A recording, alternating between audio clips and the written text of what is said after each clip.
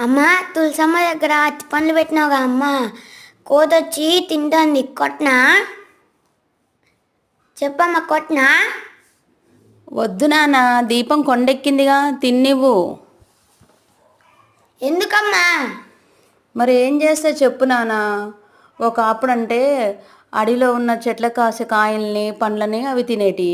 మన మనుషులేమో ఆ కాయల్ని పండ్లని తీసుకొచ్చి మనకే అమ్ముతున్నారు. మరి అప్పుడు ఏం చేస్తా, ఇళ్ళల్లోకే కదా వచ్చేది.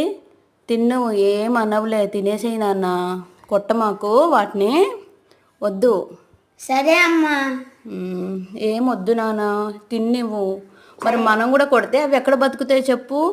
మనకి బ్రతికేంత హక్కు ఎంత ఉందో వాటికి కూడా అంతే ఉంది కదా. సరే. అందుకే వాటిని కొట్టకూడదు. మనం వాటి జోలికి వెళ్ళకపోతే అవి కూడా మన జోలికి రావు కదా. తినేసి వెళ్ళిపోయిద్దిలే, నువ్వు కొట్టమాకు నాన్న, సరేనా? సరే అమ్మా.